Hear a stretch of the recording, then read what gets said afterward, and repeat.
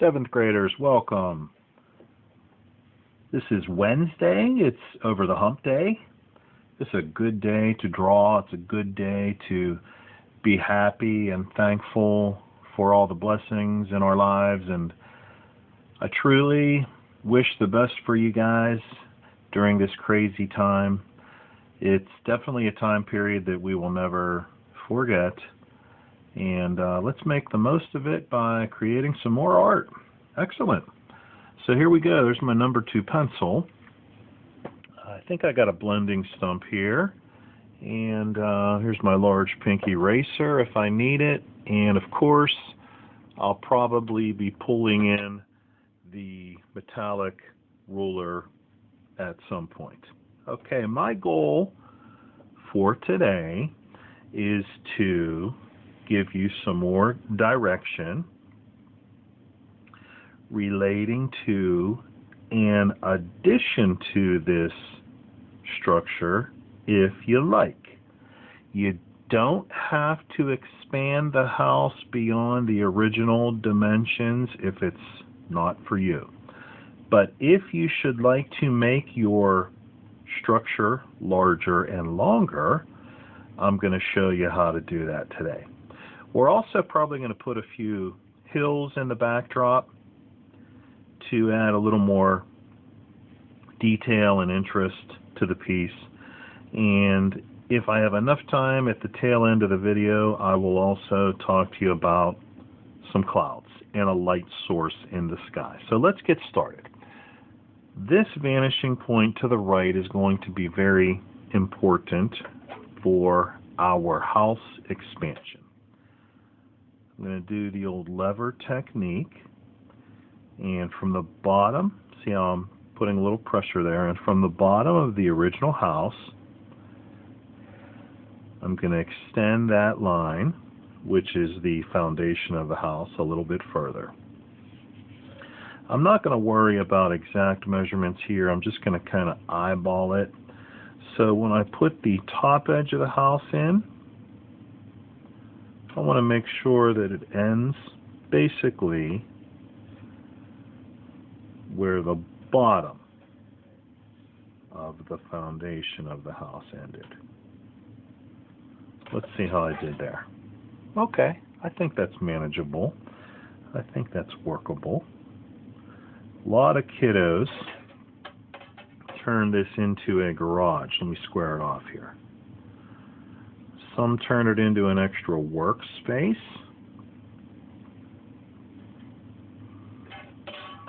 You can turn it into whatever you like. Let me get rid of some more of that original horizon line.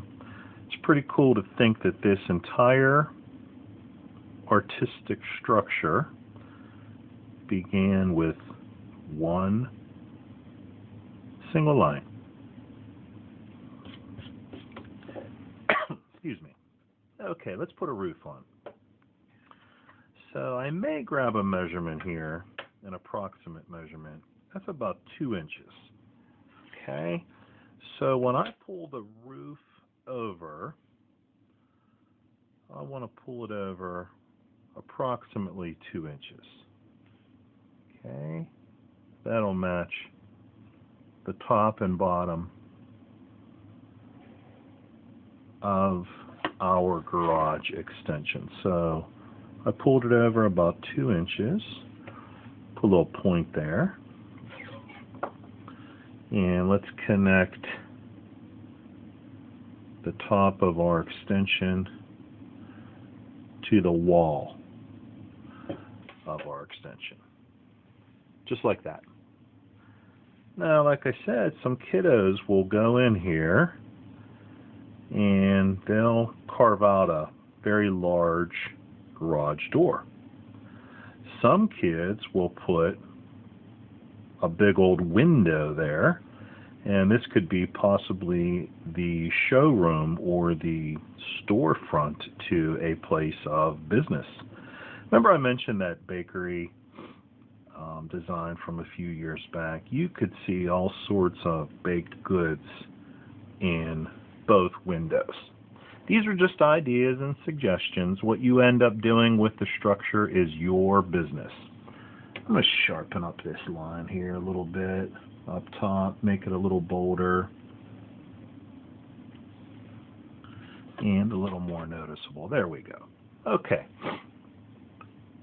Goal number 2 for the day. I wanted to show you some rolling hills in the backdrop. So I'm tilting my page a little bit just to get a little more comfortable. You can turn your page to your liking. But what I'm doing here is I've put in some curvy lines for the impression of a hill. And here's what I like to do.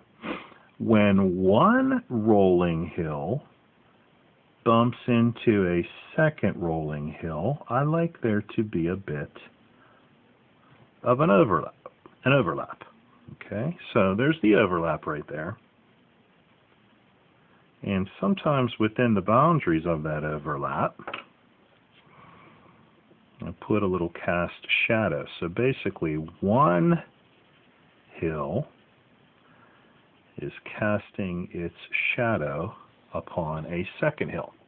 Okay, now we lose that hill behind the house. We don't know what it's doing, but it can emerge on the other side.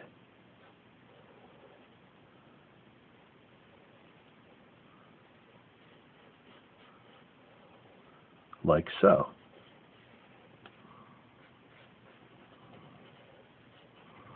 And I'll put one more little shadowy area between these two hills. And you can always take your blending stump and soften the edge of those lines in the distance because it's far away.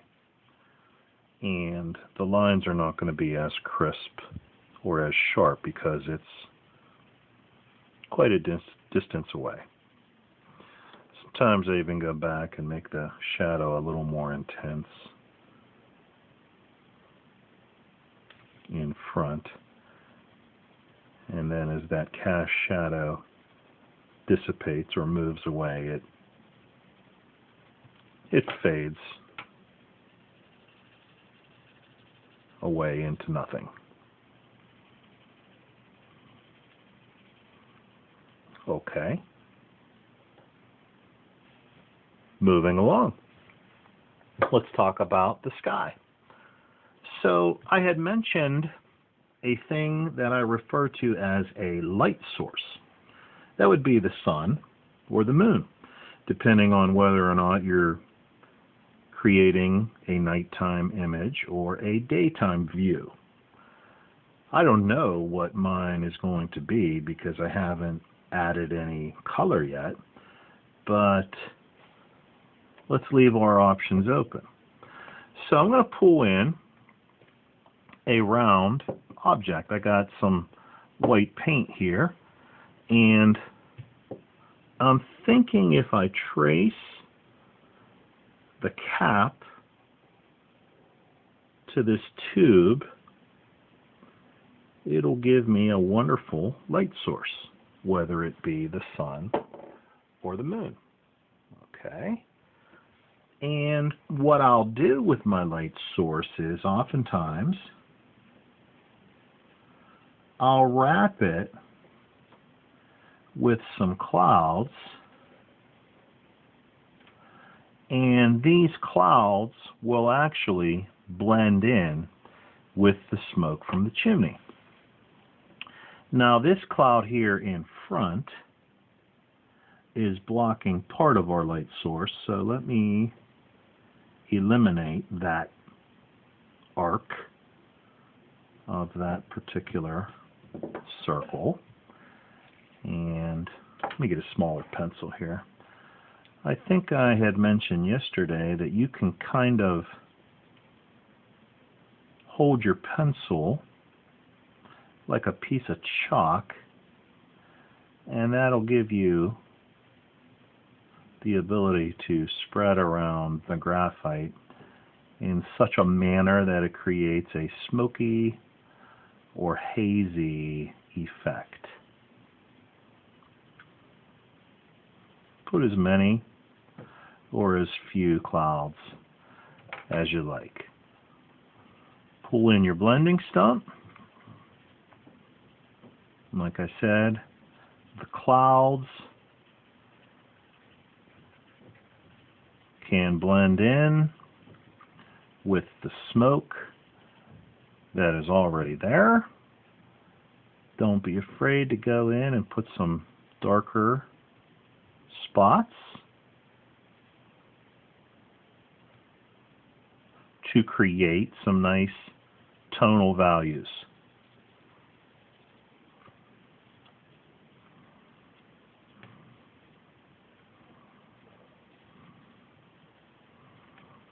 Okay, excellent.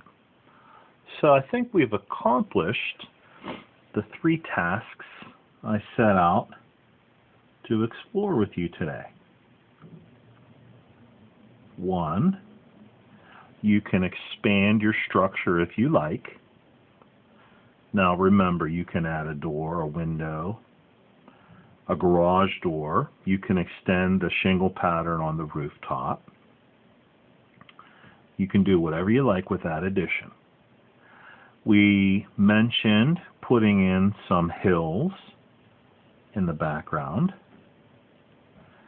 And we also established that it's pretty easy to create a light source and some clouds up above. So there you have it.